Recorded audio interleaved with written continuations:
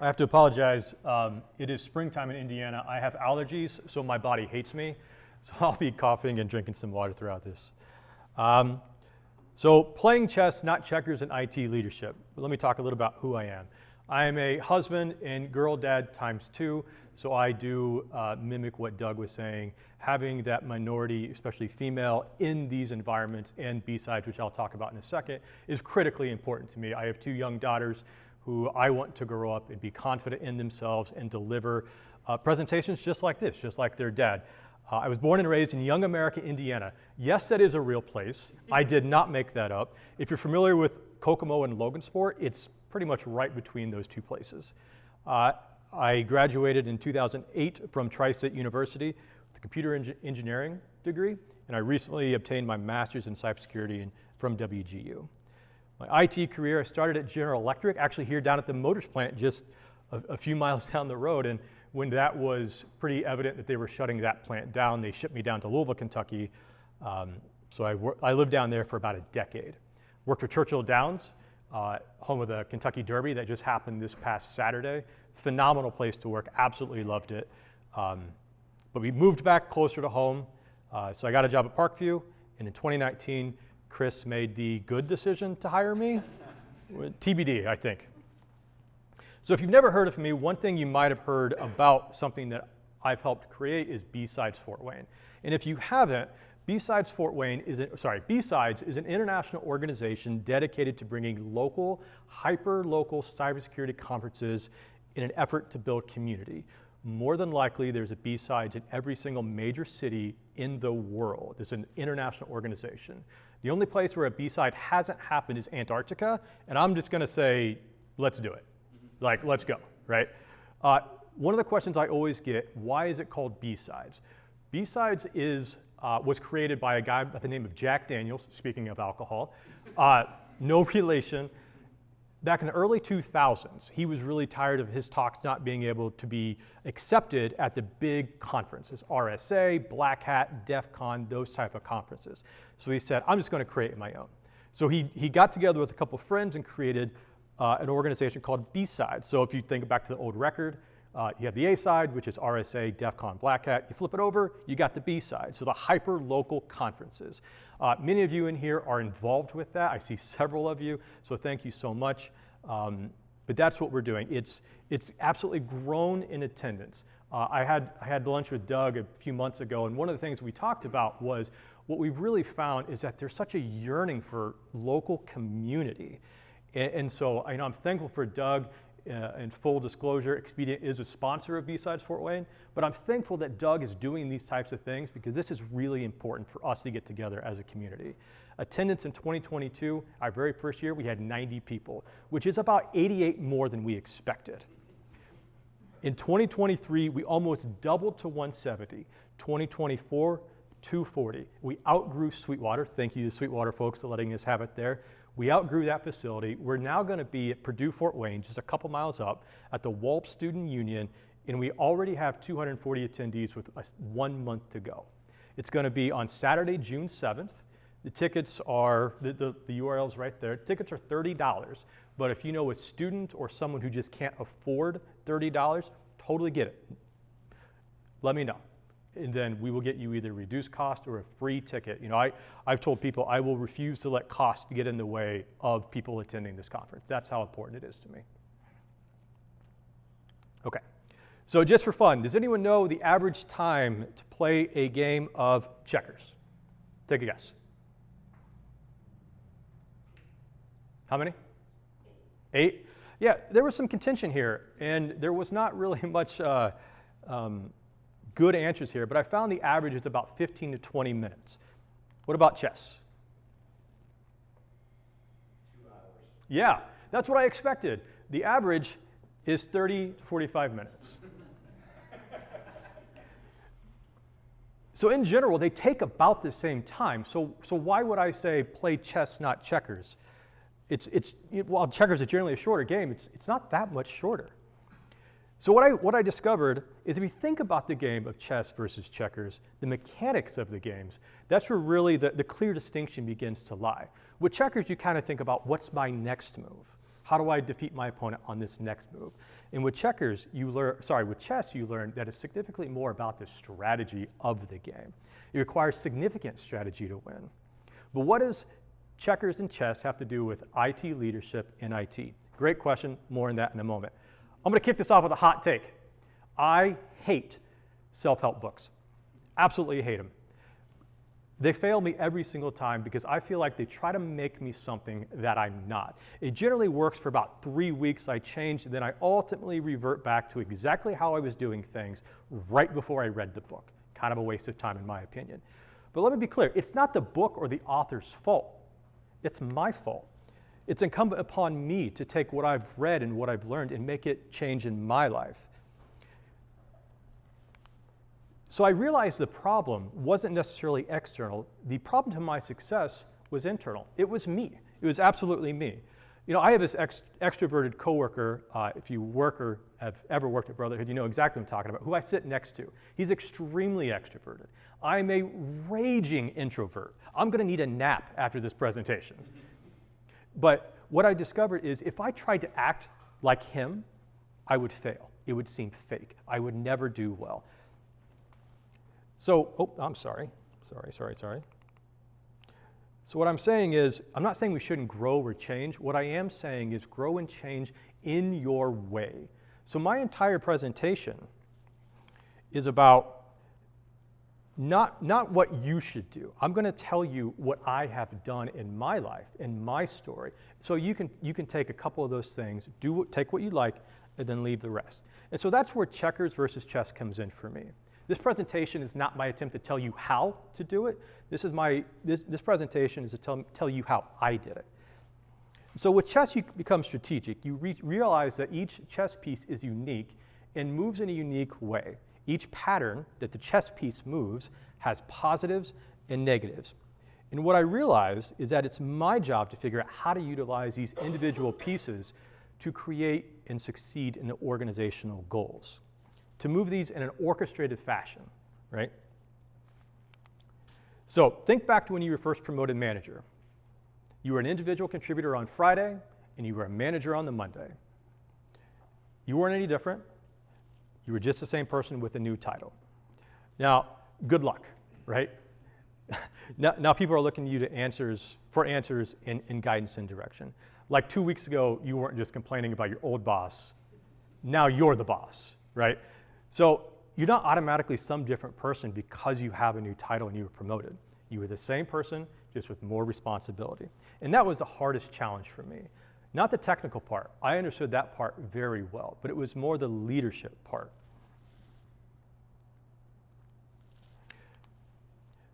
At Brotherhood, we have a monthly lunch and learn over leadership that sometimes Chris leads, sometimes Ryan Tufo leads.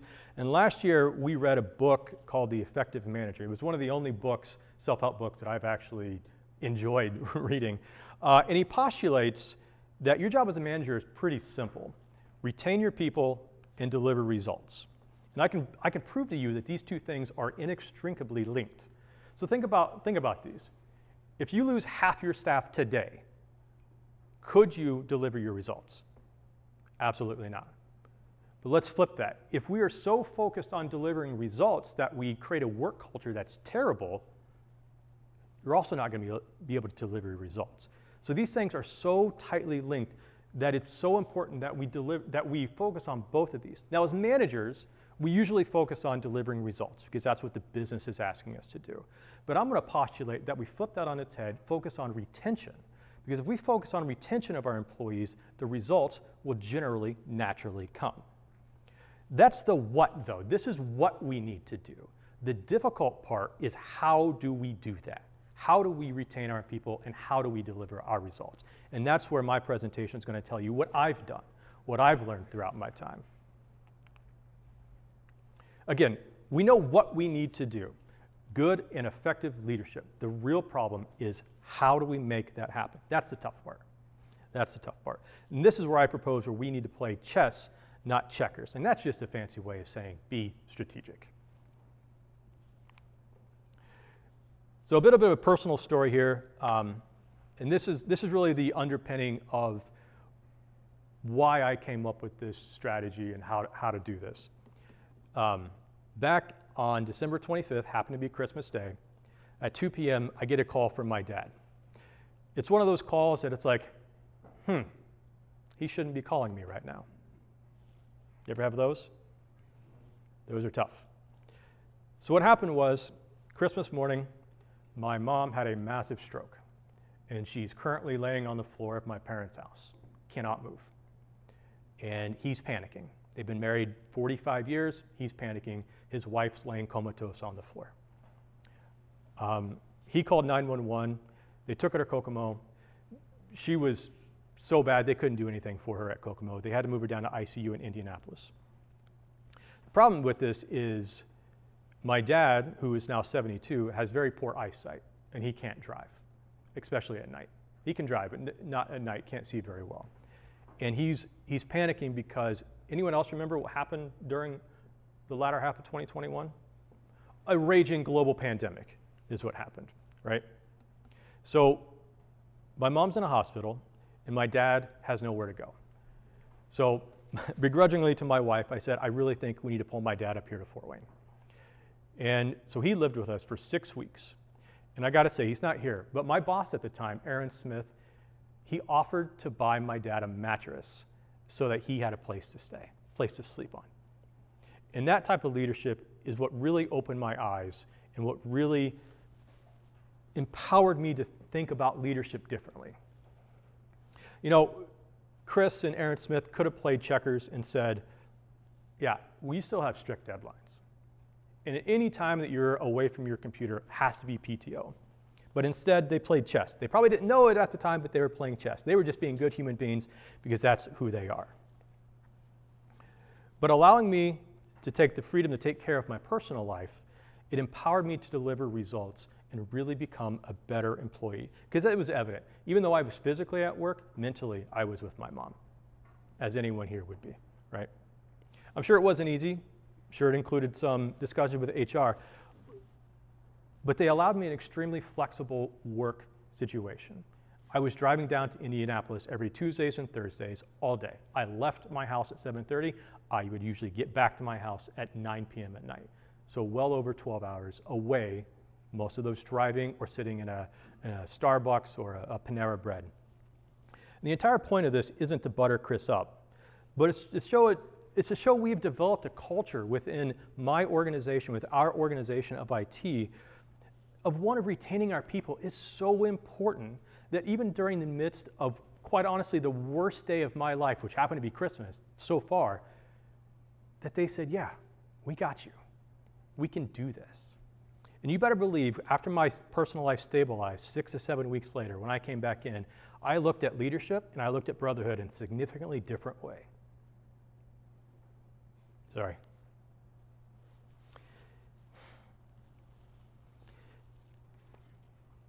You see, culture isn't free pizza parties or slogans on a wall.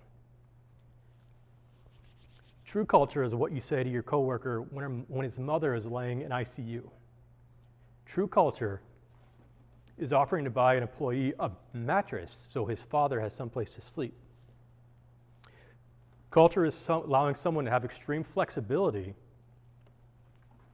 while giving the coworker the benefit of the doubt. That's true culture. And that's how you retain people. When I came back to Brotherhood, I knew that's the culture I wanted to work in, and that's the culture I wanted to push down within my organization. Everyone you meet is struggling. Everyone. Our struggles look different, but everyone you meet is struggling. There's usually a story behind the words, "I'm fine." Have you ever mentioned that? I have. I've certainly said that. Approach situations with compassion, with love, and with grace. These are chess moves that will pay dividends for your team and your culture in the future. Spread the culture you want to see. So it's time to be introspective. What type of leader are you? And be real with yourself. If I asked your direct reports, what would they say? If I asked your boss, what would they say? If I asked your spouse, what would they say? It's so important that you know this about yourself so that you know where you're starting from. That's how you can get better. The first and foremost, in my opinion, is don't be an EUL. Does anyone know what EUL stands for? Good, because I actually came up with this. It actually stands for emotionally unstable leader. If your employees have to find out what kind of mood you're in to go talk to you that day, you're an EUL. Do your employees approach your desk or your office ever? We can have our bad days, but your employees will mimic your response. How you handle chaos, your employees will mimic your response. How you handle failure, your employees will mimic your response. Having stability in your teams is a foundational block to building a good culture. If your employees are scared of you, you're not a leader, you're a dictator. Anyone ever worked for one of those? I have too, and it's terrible.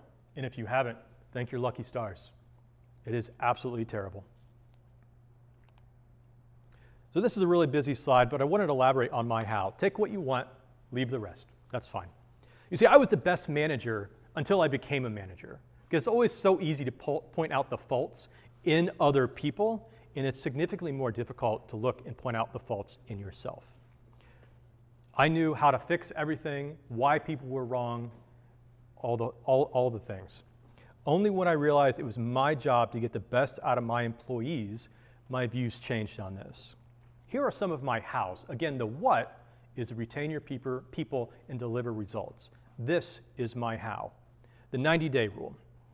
The 90-day rule, I kind of stole, kind of modified, so this is pseudo mine, is if I have something that's challenging, that's either big or small, or something small, I take 90 days. I give myself that chess-like time frame to be strategic.